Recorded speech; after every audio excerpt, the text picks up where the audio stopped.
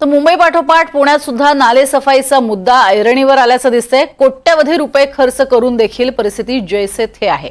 तर आंबील ओढा परिसरामध्ये लक्ष्मीनारायण टॉवर समोरून वाहणाऱ्या नाल्याचं हे चित्र आहे। 2019 साली अशाच एका मुसळधार पावसानं या सोसायटीमधील नागरिकांचे तब्बल 90 लाखांचं नुकसान झालं होतं। पुणे महानगरपालिकेकडे वारंवार मागणी करूनही या ओढ्यालगत असणाऱ्या या सोसायटीमधील नागरिकांना आजही पावसाळ्यात भीतीच्या छायेखालीच राहावं लागतं, वावरावं लागतं। या सगळ्या संदर्भात इथल्या नागरिकांशी संवाद साधलाय आमचे प्रतिनिधी अविनाश पवार यांनी।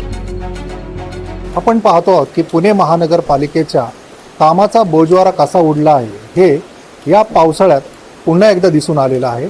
पुन्हा एकदा हा शब्द मी याच्यासाठी वापरतोय की प्रत्येक वर्षी नाले सफाई करता टेंडर काढलं जातं, कोट्यवधी रुपये खर्च केला जातो, मात्र जी परिस्थिती आहे ती तशीच आहे। मग हे जे खर्च केलेले पैसे आहेत ते नक्की जातात कुठे? प्रत्यक्षात आपण जर पुणे शहरामध्ये वेगवेगळ्या ठिकाणी जाऊन जर सर्वे केला तर निश्चितच आपल्याला हे पैसे हे निश्चित जातात कुठे, खऱ्या अर्थाने काम होतंय का, या सगळ्या बाबतीत प्रश्न पडतील। असाच प्रकार आंबील ओढ्याजवळ आपल्याला पाहायला मिळते। इथल्या एका सोसायटीमध्ये मी आहे आणि इथे जे नाले सफाईचं काम आहे त्याच्याकरिता 14.5 कोटी रुपये हे खर्च झालेले आहेत, मात्र नाले सफाई ही झालेलीच नाही। आता यावर्षी पाऊस हा मे महिन्यातच सुरू झालेला आहे, त्याच्यामुळे पुन्हा एकदा या सगळ्या कामांचं पितळ हे उघडं पडलेलं आहे। माझ्यासोबत इथले काही नागरिक आहेत। काय सांगाल की आता ही नाले सफाईच्या संदर्भात दरवर्षी आपल्याला काय अनुभव येतो आणि आता काय परिस्थिती? मी या भागात शिवसेनेच्या माध्यमातून काम करतो।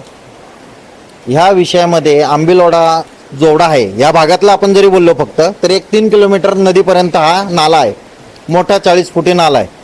ह्याच्यामध्ये तुम्ही आत्ता जर व्हिज्युअल आत्ता जरी घेतले तरी राडा रोडा तसाच आहे, म्हणजे नाले साफसफाई केलेलं नाही आहे।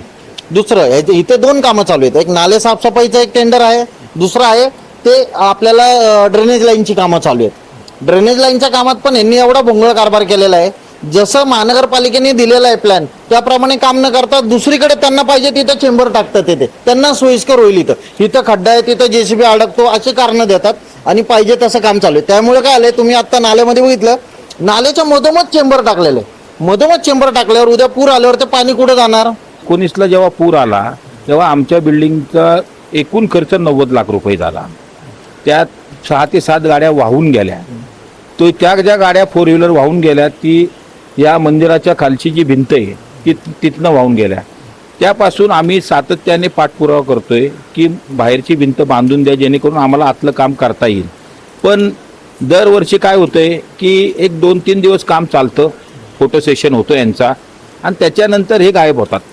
आत्ता 2 टेंडर आम्हाला परवा कळले जेव्हा अधिकारी आले की काही माध्यमांमार्फत इथं नाल्याचे फोटो गेले आणि ह्याच्यामध्ये आणि त्या अधिकाऱ्यांमार्फत 2 टेंडर हा विषय आला। तेव्हा दुसरं टेंडर कुठलं तर दुसरं टेंडर होतं नाले सफाई। पण नाले सफाई त्या दिवसापर्यंत तर काही चालू झाली नव्हती।